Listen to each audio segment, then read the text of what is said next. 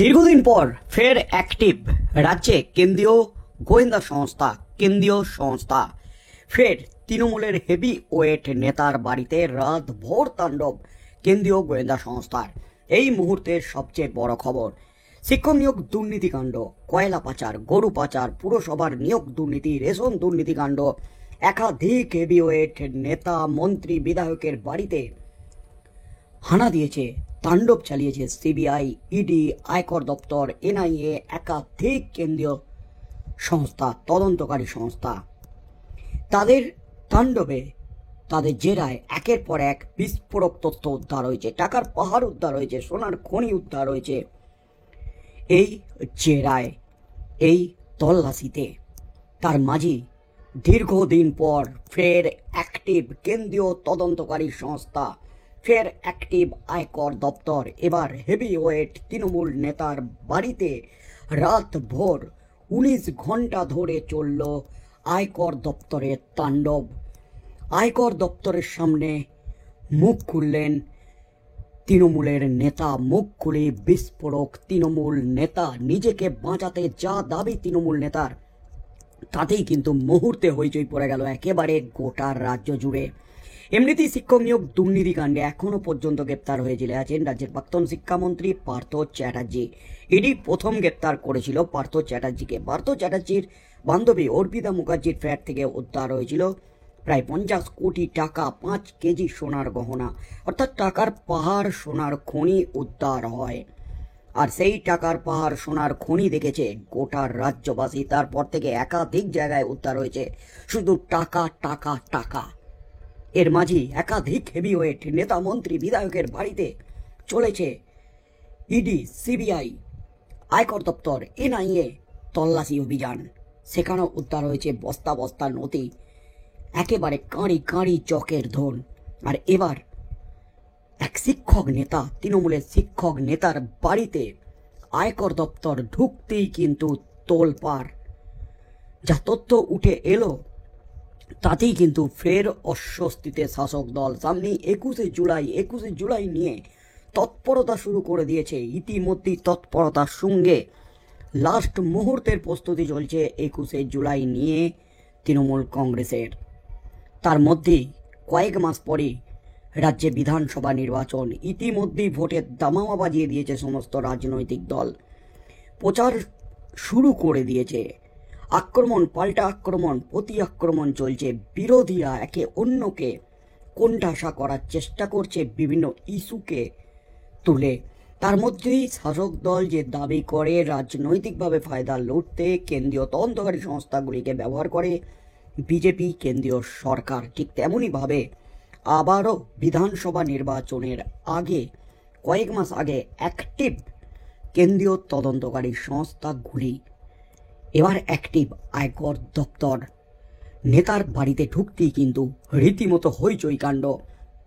দুপুরে শুরু হয়েছিল তল্লাশি আর শেষ হলো সকালে। টানা প্রায় 19 ঘন্টা ধরে আয়কর দপ্তরের তল্লাশি চলল তৃণমূল শিক্ষা সেলের হেভিওয়েট নেতার বাড়িতে।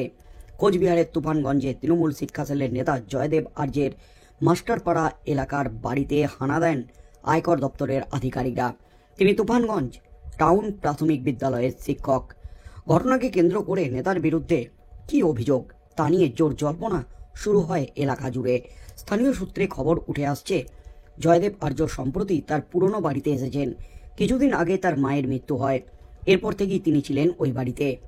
আয়কর আধিকারিকরা প্রথমে তার দাদা জগদীশ আর্যের বাড়িতে পৌঁছান। সেখান থেকে জয়দেবকে সঙ্গে নিয়ে তারা হাজির হন শিক্ষক নেতার মাস্টারপাড়া এলাকার বাড়িতে। তল্লাশির সময় ওই বাড়িতে বেশ কিছু নথি দেখিয়ে জেরা করা হয় এবং বেশ কিছু নথি খতিয়ে দেখা হয় বলে খবর। তবে অভিযানের শেষে সংবাদ মাধ্যমের সামনে মন্তব্য করতে চাননি আয়কর দপ্তরের আধিকারিকরা। তবে জয়দেব অবশ্য খুলেছেন মুখ খুলে বিস্ফোরক দাবি করেছেন কোনো অবৈধ লেনদেনের সঙ্গে যুক্ত নন তিনি। তার বক্তব্য, তার মোবাইল ও ইমেল আইডি হ্যাক করা হয়েছিল, তার নাম ব্যবহার করে কেউ টাকা লেনদেন করেছে।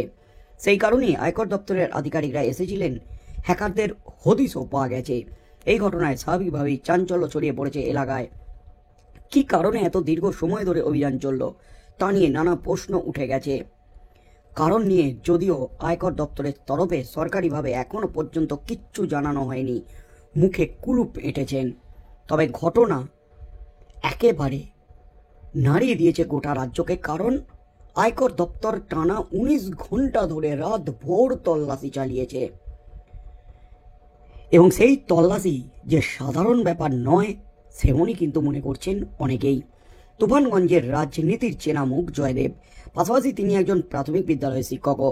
ফলে তার বাড়িতে আয়কর দপ্তরের হানা খবর ছড়িয়ে পড়তে স্থানীয় বাসিন্দাদের কৌতূহলের অন্ত ছিল না। অনেকেই রাতভর ভিড় করছিলেন অভিযানের খবর পেতে। এই তদন্ত আদৌ হ্যাকিং সংক্রান্ত নাকি এর পিছনে রয়েছে অন্য কোনো আর্থিক অনিয়ম, অর্থনৈতিক অনিয়ম, সেই প্রশ্ন কিন্তু উঠতে শুরু হয়ে গেছে। ইতিমধ্যেই আয়কর দপ্তরের আধিকারিকরা একাধিক নথি বাজেয়াপ্ত করে নিয়ে গেছে। তবে জয়দেববাবু মুখ খুলেছেন, নিজেকে বাঁচাতে বিস্ফোরক সাফাই দিয়েছেন। তিনি দাবি করেছেন তার mobile phone, email ID hack হয়ে গিয়েছিল। হ্যাকাররা হ্যাক করে কিছু অবৈধ লেনদেন করে, তিনি এই লেনদেনের সঙ্গে যুক্ত নন, এর জন্য হ্যাকাররা দায়ী। হ্যাকারদের হদিশও পাওয়া গেছে বলে দাবি করেছেন জয়দেব। তৃণমূল নেতা, তৃণমূল শিক্ষা সেলের নেতা এবং প্রাথমিক শিক্ষক জয়দেব, তাকে জেরা করে একের পর এক বিস্ফোরক তথ্য আদায়ের চেষ্টা করেছে আয়কর দপ্তরের আধিকারিকরা। মূলত অবৈধ লেনদেন কাণ্ডেই তাকে 19 ঘন্টা ধরে রাত ভোর জেরা করা হয়েছে, একাধিক নথি খতিয়ে দেখা হয়েছে। সেই শিক্ষক নিয়োগ দুর্নীতিকাণ্ডের পর দীর্ঘ সময় ধরে জেরা আবারও কিন্তু দেখা গেল রাজ্যে। তবে ইডি বা সিবিআই নয়, এবার একেবারে আয়কর দপ্তর অর্থনৈতিক অনিয়ম নিয়ে মাঠে নেমে পড়েছে। অর্থনৈতিক অনিয়ম খুঁজে বের করতে মাঠে নেমে পড়েছে।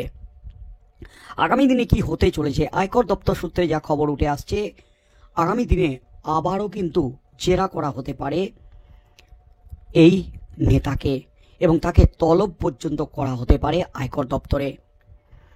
তবে জয়দেববাবু যেটা জানিয়েছেন, তার মোবাইল ফোন এবং ইমেল আইডি হ্যাক করে হ্যাকাররা অর্থনৈতিক অনিয়ম অর্থাৎ বেআইনি টাকা লেনদেন করে, এর সাথে তিনি জড়িত নন। তাই কি হতে চলেছে আগামী দিনে, আয়কর দপ্তর তদন্ত করে কি কি তথ্য হাতে পায়, কেঁচো খুঁড়তে খুঁড়তে কেউটে বেরিয়ে আসে কিনা, এর পিছনে আর কোনো প্রভাবশালীর হাত রয়েছে কিনা, কি হতে চলেছে সেদিকেই চোখ থাকবে গোটা রাজ্যের।